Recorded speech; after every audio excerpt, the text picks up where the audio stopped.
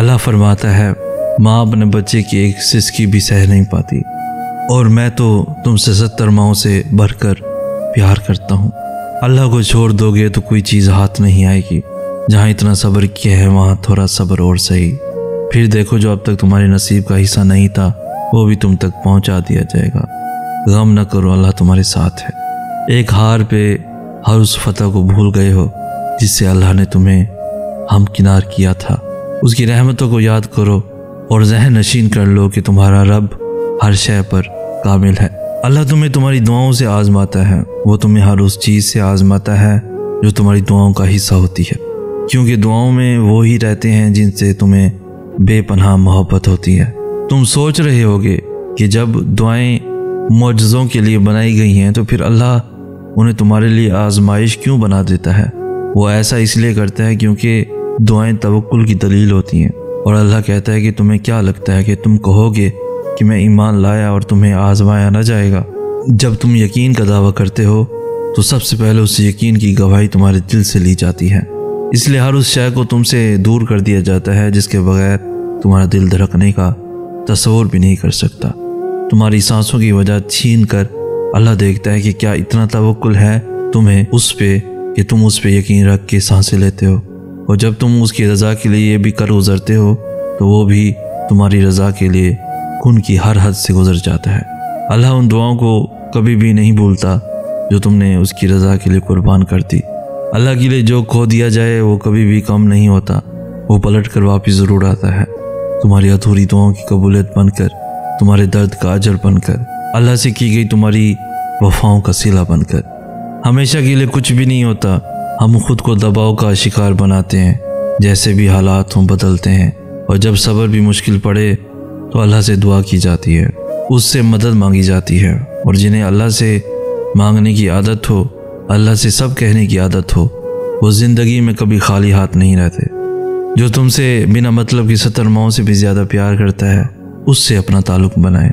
جب یہ سمجھ آئے کہ اللہ کے علاوہ کوئی سمجھنے والا نہیں، دل کی کیفیت کو جاننے والا نہیں، پھر وہ اپنی کہانیاں صرف اللہ کو ہی سنایا کرتے ہیں۔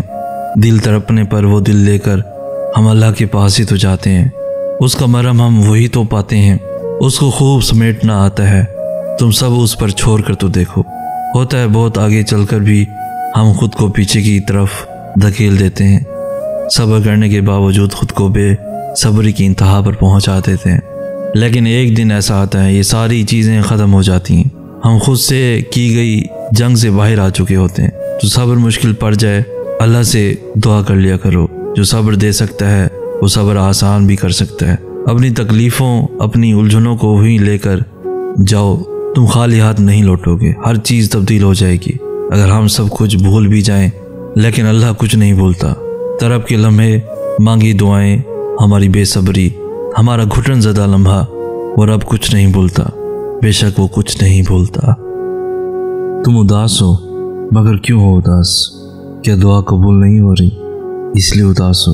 ہاں کبھی کبھی قبولیت کا لمحہ ہوتا ہے تو منہ سے نکلتے ساتھ ہی دعا قبول ہو جاتی ہے، لیکن پتہ ہے کیا، جس چیز کے لیے تم سجدوں میں تڑپ کر روتے ہو، جس کے لیے تم خود کو بدل دیتے ہو، اللہ پھر اس پر تھوڑا امتحان ضرور لیتا ہے تاکہ وہ تمہاری اس پکار، اس طرف کو دیکھ سکے، تمہارے میں کتنا صبر ہے دیکھ سکے۔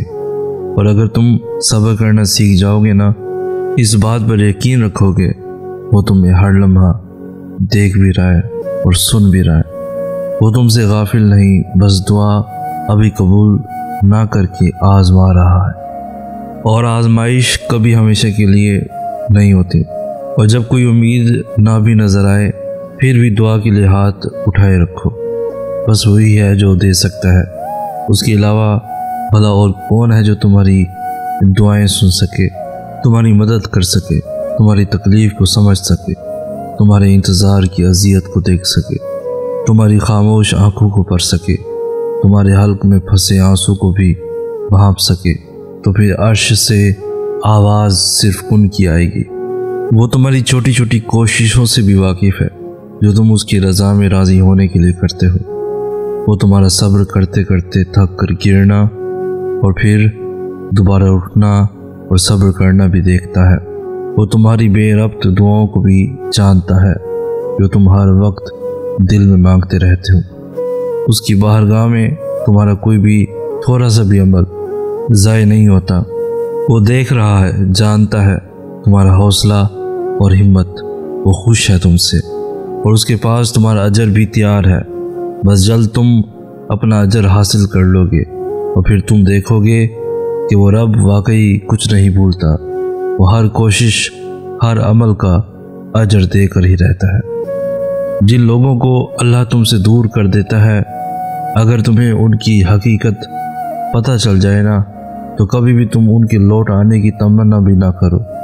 اللہ کی ہر کام میں حکمت اور بھلائی پوشیدہ ہوتی ہے۔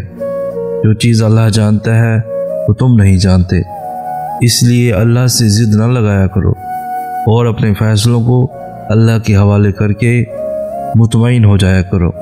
بے شک اللہ کے فیصلے ہماری خواہشوں سے زیادہ بہتر ہوتے ہیں، اور اللہ سب سے بہترین حکمت والا ہے۔ اس پر کامل یقین رکھو، وہ کبھی بھی آپ کو نا امید نہ کرے گا۔ وہ آپ کو جہاں سے توڑے گا وہاں سے وہ آپ کو اپنے ساتھ جوڑے گا، اور جسے وہ اپنے ساتھ جوڑ دے وہ انسان کبھی بھی ناکام نہیں ہو سکتا۔ زندگی کے بہت سارے اسباق میں سے ایک سبق یہ بھی سیکھا ہے میں نے کہ جب ہم اللہ پر چھوڑ دیتے ہیں معاملہ، تو وہ رب ایسی جگہوں سے نوازتا ہے کہ انسان حیرت زدہ ہو کر سوچتا ہے کہ یا اللہ، میرے صبر کا اتنا اچھا صلہ۔ ہم لوگ یہ سوچنے لگ جاتے ہیں کہ جس نے برا کیا اس کے ساتھ کچھ ہوا ہی نہیں۔ یہ نہیں دیکھتے کہ اللہ ہمیں دنیا میں کیا کیا دے رہا ہے اس کے بدلے میں۔ اور جہاں تک بات ہے اگلے کے مقافات عمل کی، تو وہ اللہ بہتر جانتا ہے کہ کب کس کو کیسے اور کیا سبق دینا ہے۔ صرف ایک بار دل بڑا کر کے اپنا معاملہ اللہ پر چھوڑ کر دیکھیں۔ ایک دن آئے گا کہ جب تمہاری دعا پر کن فرما دیا جائے گا، اور تم اپنی زندگی میں بہت قریب سے معجزے ہوتے ہوئے دیکھو گے۔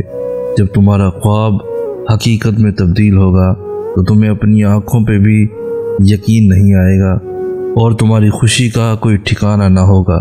ہاں، ابھی کافی سوچیں آئیں گی تمہارے ذہن میں، کافی سوال آئیں گے کہ نہ جانے کب ہوگی میری دعائیں قبول، کیسے ہوگی، اتنی دیر ہو گئی ہے، شاید اب تو نہیں ہو سکتی۔